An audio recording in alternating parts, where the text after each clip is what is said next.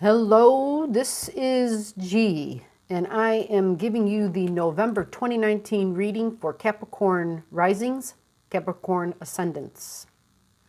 We are going to go over the birth of Mars in your chart, the birth of it. Where does it come to life?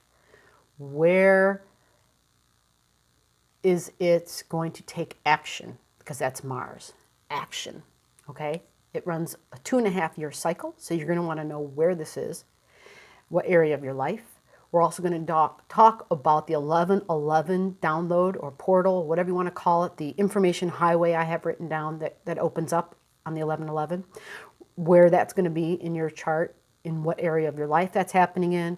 We're going to talk a little bit on the full moon that's happening the following day. We're also going to touch on where does Mercury, basically, same thing, come to life. Mercury comes about face and she goes direct, and then she also becomes visible. So this would be a big deal, actually, a really big deal, where Mercury comes visible in your chart, where in your life. And we're going to talk about the big November event that's coming up that is extremely rare, that I believe is being spoken of as though it's a once-in-a-lifetime event, and that is the Galactic Center touching in and right on top of Jupiter and Venus. And so this is a big deal. Making logic out of it would be, where the hell is this happening in my life? So I'm going to try to do that for you. And then also the new moon at the end of the month. So let's get into this, okay? Before I do that, if you're new, this is G with All Astrology, where we give every subscriber a free one-time high-quality reading. No shit, it's strictly legit here, okay? Good, high-quality reading. Yeah, you get it for free. That's what we do here at All Astrology. Our goal is to share knowledge, to share this knowledge, and maybe if it helps somebody understand that there is something of value in this, and by giving someone a free reading, if it helps you to see that, or if it brings you to some sort of a truth for you, that's our goal. Just to help, just to share. All you gotta do, comment your birth info below, and we'll hook you up. All right, now we're moving on. This is, like I said, Capricorn, November 2019. So the first thing we want to do is talk a little bit about Mars. Mars is our assertiveness. Mars is where we take action in our life. Mars is what we're passionate about. Mars is where we will not sit still. Mars is where we say to ourselves, well, not only is this important to me, but I'm going to do something about it. So let me take a peek. 18 degrees in your chart, Capricorn ascendant, Capricorn rising. This is happening in your 10th house. Well, that's fabulous. 10th house is all about my career. 10th house is all about what my highest worldly ambitions are for this lifetime. That's your 10th house. And you have Libra there. So Mars waking up there says, you know what? I'm all about things being fair and equitable and balanced. And, well, actually that could represent law too. Huh, fascinating for these who are Capricorn risings. Wow, that's very fascinating. So that means for the next 2.5 years, yours? Yeah, didn't you know? That's year. It's the same thing as a year. So anyway, for the next 2.5 years, there's the Mars cycle, and it's going to be in this location of your life. Okay, so you may be taking more action. You may be feeling more driven. That's another Mars word, drive. You may be way more assertive than you've normally have been, and finding yourself saying, you know what? I want to do this. I want to do this. I used to think about it, but now I'm going to take action and I want to do this. Okay? Now, to figure out specifically for a person how this looks in their life and where this, how this expresses, first of all, you have to take into consideration your free will. All right? Free will is a definite factor. You also have to understand that this is a general reading. So to get more specifics, if you haven't been here before and if you've never gotten a free reading, you could punch in your birth info to me, comment it below, and I could give you details on what this looks like for the next 2.5 years for you. If you've already gotten a free reading, you can still say, hey, G, you've already given me a free reading, but I see this is going to happen in this location. Can you just expand upon that for me a little bit more? And I'll do that for you, okay? All right, so let's move on to 11/11. 11/11 is when we have Venus and Mercury coming together, lighting each other up. Understand who Mercury is, okay? I'm sorry, I said Venus and Mercury. I meant the Sun and Mercury.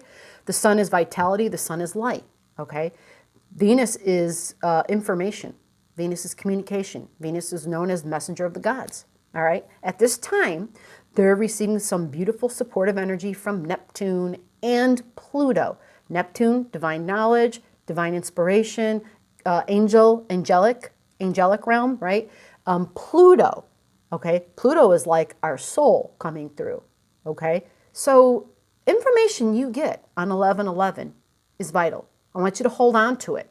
I'm not saying to take actions, because I'm suggesting to everybody, don't take any real action towards anything as far as making plans until after the 21st of the month, because that's when Venus is born, okay? Venus goes direct that day. She also is born. She is seen. So wherever this happens in your life, that's going to be a prominent area for you to focus on. And I'm going to get to that, okay? So just hold on. I'm trying to do this in a chronological way so it doesn't seem so confusing. And then at the very end, I'm going to try to wrap it all up into a nice, neat bundle for you. So it's like, okay, I can actually digest that and assimilate it. Okay, now moving right along. So that was 11/11. Cosmic download. Take some time to maybe be alone. Take some time to work. I want to say meditate, but I don't. It's happening in Scorpio. Scorpio is the ability to hook over to the other side, the unseen, but it can be the astral realm. So it doesn't necessarily mean that there's going to be some discerning that has to happen on 11/11. Not everything that comes through is all going to be divine knowledge that day. There's going to be lots of information possibly, depending upon who you are and where the other things are in your chart. So what you want to do is just be aware. Raise your consciousness. Be aware. Maybe take notes. If you have visions, maybe write some stuff down, okay? Be smart about it, but at the same time, give your mind a space, an environment where it can be still. And if that means some people can meditate easily. I hear a lot of people say they cannot. So what you would want to do, your Aries and you're fiery in the mind. You might have I'm not sure, you might not have the patience to do that, to do meditating, but you might have the ability and the patience to be physically doing something while you're meditating. And some people find that if they draw or if they paint, or they do something creative, you know, that it takes them to a meditative point where the busy part of their brain isn't working. The other side of the brain's working. And so it keeps the intellect side kind of quiet, okay? Which is kind of the place I want you to get. Spend some time if you can. Prepare. Say, hey, I'm going to take 5 minutes of my time that day and just be in a meditative, more of a prayerful, more of a place of receiving.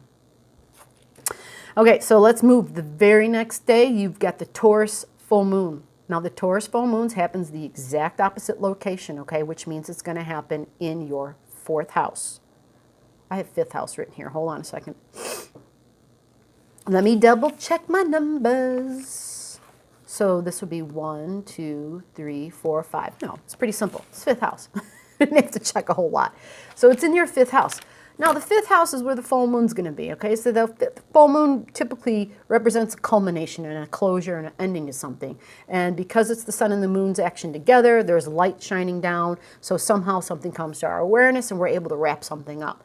Well, 5th house means it's areas of children, fun, joy, creativity, romance. 5th house is also the place where we take risks, where we're willing to take a risk. So yeah, that'd be the house of gambling. Now, that means you're coming to a closure on something. You're wrapping something up and you're saying, okay, maybe it's something you used to value, you don't value as much. It's a possibility because it is a Taurus full moon. It would also, because it's Taurian in nature, so it's, what are Taurian things? Food, agriculture. Taurus is an extremely creative sign and it's an extremely creative house. It's in the 5th house. So gosh, if you have plants there, please, I hope to God you're going to do something creative, right? Maybe you'll be able to finish your creative project, okay? Also, maybe it has something to do with your children. It might be very literal. Maybe there's some, if you have children or you have people in your, little people in your life that are like children, maybe you can help them accomplish something. Maybe you can help them finish a project, something like that. Let's see, romance. Well, that could be anything, you know. Maybe there's something that was more of a fling that you're just putting to closure on, or maybe the romance you're realizing, wow, I really value this. Maybe it's teaching you something about yourself. Like I said, Taurus is food. Do you have a romance with food? I know I do. Taurus is also the other senses, not just taste and touch. It's all the other things. I had to check my time because I actually have an appointment in like 10 minutes, 15 minutes. So I got to make sure I'm paying attention here. The other thing is, well, we're going to move on to the 21st. How's that? The 21st, that's when Mercury goes direct. That's when Mercury comes alive. That's when Mercury becomes visible. And for you, this is happening. Mercury is happening in the 11th house. In the 11th house, it's your groups, it's your social circles. The 11th house is the internet. The 11th house is also astrology. Okay, so there might be like this big aha, maybe something clicks that just didn't click before that you couldn't see. Typically when Mercury goes direct, recognize that this is happening in the same location of where you were getting information when the Mercury and the Sun were together. Okay, it's in the same house. It's in your 11th house. The 11th house is our social circles. Okay, it's our group activities. The 11th house, like I said, is also humanitarian activities. It's how we serve others. It is altruistic. It's a very altruistic house. And the Mercury, the reason I wanted you to wait on the information you were getting at the beginning of the month on 11/11 is because on the 21st, Mercury being visible means you're going to have definite clarity. You've had 21 days to gather information, right? To get information from your soul, to get information from source, to get information from the tangible physical world around you. And so on the 21st, we have a better, clearer idea of what is fact and what is crap, of what is doable and what is not doable. We have a better idea of what our soul's purpose is. Okay, because Pluto is very much involved in this. Scorpio, things from behind the scenes, things that are deep within the physical body. Our soul is buried deep in this body, right? And so at this time, our soul rises up and we have a clearer understanding of what that means exactly. Like my soul's bidding, my soul's purpose, my soul's work, right? The degree of our being that is our soul comes through more prominently, and we're able to connect with it logically and practically and tangibly and make something of it, right? So having that occur in the house of social circles, remember this is also the house of internet, also the house of astrology, the altruistic house of the humanitarian. This can be, you know, Scorpio is the ultimate researcher. And when you mix Scorpio in with the 11th house, you know, that's Aquarian energy. That's the scientist. That's the house of surprise. You know, Aquarian energy is Uranus. It's like the surprises. So there might be major revelations. There may be major revelations. Now, a few days after that, we have the galactic center, and we have Jupiter, and we have Venus sitting together. The galactic center, just to get a better understanding, this is the GCC, right? It's the greater cosmic consciousness coming through, okay? I look at it like this. The sun gives us our light. The sun gives us our sustenance. We get knowledge from the sun. We get vitality from the sun. The sun is the sun. The sun is S-O-N, okay? The galactic center is the Father. The galactic center is source, all right? You want to take time on this day, again, to connect to the unintellectual side of your brain. You want to be meditative, definitely be meditative. And the information you get on this day, it could be the day before, it could be the day after. It really depends on if you have other things in your chart and how powerfully, what is the most potent time that this will hit for you. But I want you to trust the information that comes at this time. I want you to trust it. This isn't like the information on 11/11. I'm not saying that day isn't good. I'm not saying the information isn't that great that day. What I'm saying is that is still a time when we're still gathering and pulling in information. It's before the 21st. This is after the 21st. So Mercury is now direct. We're thinking clearly. We have, our vision is not clouded. So by the 23rd, when we get this download of information, understand this is grace being showered upon us. And we have this moment of our soul shining through and embracing this knowledge, embracing this wisdom, and understanding the bigger picture of all the information that's been coming to us and getting great clarity on it and having a greater vision as to how to move forward with it because it involves our soul's desire. 26th, just a few days after this, new moon in Sagittarius at 4 degrees, okay? It's also happening in the same house, your 11th house, okay? This is your social circles. I also have to say something here because we're talking about a new moon time.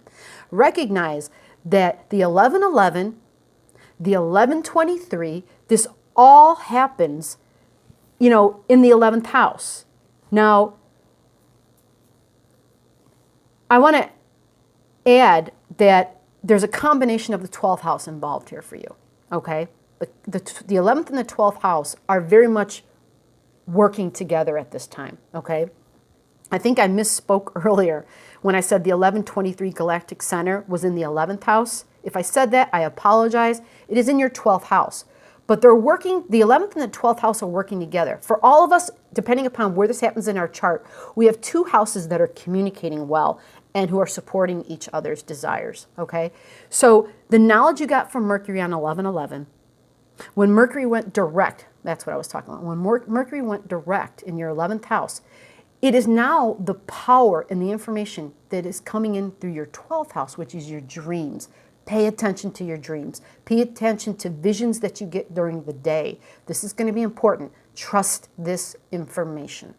This is on the 23rd, on or about that day. Trust this information, okay? This is what you set your new moon intentions on.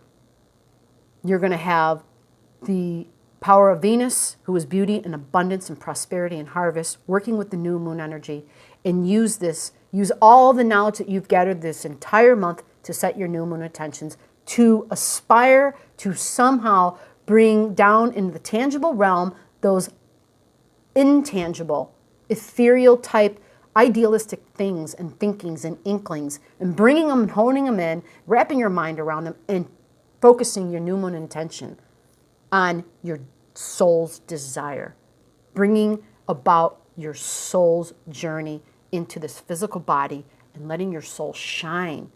Focus the new moon intention on the gathering of the information that you've gotten and pay attention particularly to the information from the 23rd and on to set that new moon intention. And this concludes the Capricorn Rising, November 2019. Thank you.